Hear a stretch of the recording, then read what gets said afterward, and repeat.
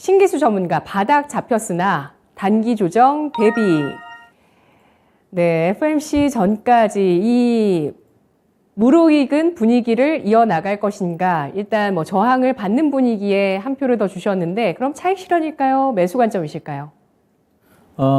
일단 의견부터 말씀드리자면 이제 오늘 밤에 이제 미국 시장이 이제 오른다면은 그게 이제 단기 고점일 확률이 커요. FOMC 전에. 그래서 지금은 이제 조금 종목을 좀 줄여나가고 현금화를 조금 시켜 단기 매도 의견을 좀 드릴 거고요. 일단 그 S&P 500 기준으로 어제 이제 한 번 더 올랐죠. 지금 제 차트를 좀 보여주시면은 이렇게 지붕을 좀 뚫고 한 단계 이렇게 더 올라갔습니다. 그래서 이거는 이제 거의 바닥 신호라고 봐야 돼요. 그래서 요번에 나왔던 3,500선 다시 깨고 내려가지는 않은 걸로 보고 있고요. 1,001선이 지금 어디 있냐면 3,570선 정도에 있는데 그 정도는 눌린다 할지라도 좀 지켜주면서 움직이지 않을까 예상을 해볼 수가 있고, 제가 지난번부터 이제 계속해가지고 저는 어디를 시장 반등의 그 계기로 보냐면은 FMC를 보거든요. 11월 달에. 왜냐하면 FMC 때 0.75% 금리 인상을 하게 되면은 12월 달에는 0.75를 저는 못할 거라고 봐요. 많이 하면 0.5인데 저는 0.5도 힘들다. 0.25로 갈 것 같은 느낌이 있어요. 그래서 금리 인상 폭의 피크가 나온 다음에는 그러면 시장은 이제 저점 잡고 반등이 좀 시작되지 않을까. 단지 이제 그 일주일 남았기 때문에 지금 시장은 이제 뭔가 좀 그런 부분에 대한 경계감들이 작동을 좀 할 수 있고, 또 지금 이제 좀 급등한 부분이 있죠, 단기적으로. 그래서 그런 부분에서 단기 차익 매물 나오면서 조금 이제 시장에 좀 조정권에 들어갈 수가 있습니다. 근데 이번 조정권에 들어갈 때 저는 오히려 매수 구간이다 이렇게 좀 보고 있고요. 넷플릭스 가입자가 뭐 엄청나게 폭증을 했어요.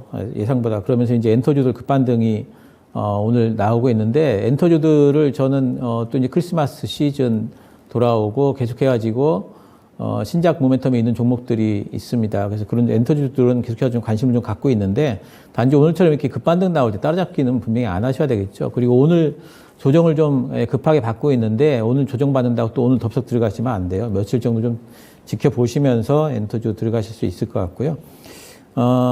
미국 정부에서 전략 비축류 방출을 검토한다는 뉴스가 나왔고, 그러면 유가가 이제 하락을 했는데, 이런 부분들은 오히려 시장에 지금 우호적인 부분이라 봅니다. 유가 하락은 인플레이션을 물가를 좀 낮출 수 있는 부분이 있기 때문에 우호적인 어떤 부분이라 보고 있고, 파운드화 하락했고 어젯밤에 또 유로환 상승하는 바람에 미국 달러가 지금 보합권에서 마감이 됐어요. 지금 그런 이 얘기는 뭐냐면은 달러화를 지금 움직이는 동력이 파운드화하고 유로화라는 얘기죠.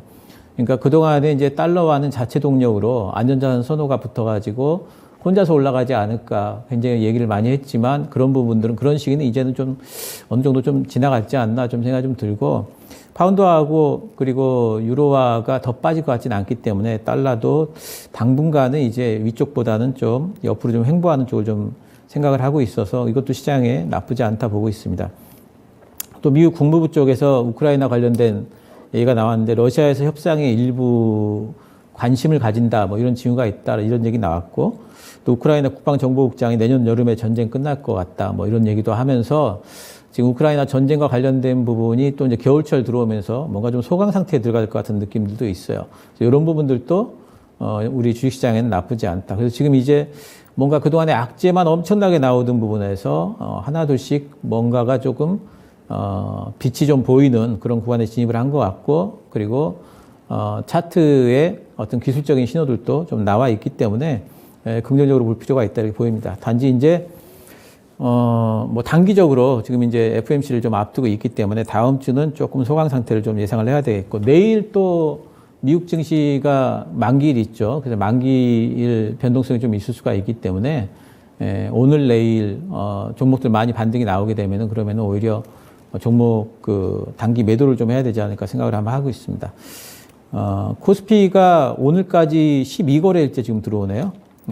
외국인들 순매수가 좀 들어오고 있는데 저항대 진입을 했습니다. 그 2280부터가 저항대예요. 그래서 거기를 바로 뚫고 올라가지 못할 걸로 보고 있어요. 그래서 이제 좀 쉬어갈 때 됐다. 코스피 자체만으로도. 그런 생각을 하고 있어서 지금은 단기적으로 좀 쉬어갈 때가 됐다 이렇게 생각을 하고 있습니다. 전체 시장 이제 거의 모든 종목들이 같이 올라왔죠. 한 3일 정도를. 근데 그게 아마 이제 오늘 정도로는 마무리될 걸로 봐요. 그리고 이제부터는 뭐냐면은 종목별 차별화되면서 종목 장세가 좀 올 겁니다. 그래서 그런 부분에 대한 대비를 좀 해야 되고, 그 얘기는 뭐냐면은 내가 가진 종목들 중에서 모멘텀이 좀 없는데 기술적으로 좀 올라온 것 같다. 이런 종목들은 교체를 하기 위한 준비를 하셔야 되겠습니다. 제가 관심 가지는 부분들은 낙폭과대 실적주, 이건 뭐 똑같습니다. 어제나 오늘이나. 기조적 성장주 최우선 관심이고요. 2차 전지 뭐 1차적으로 제가 제일 좋아하는 섹터고, 조선 자동차, 자동차도 지금 강하게 반등이 나오고 있죠. 반도체, 방산, 신재생 이런 쪽들 관심 가지고 있습니다.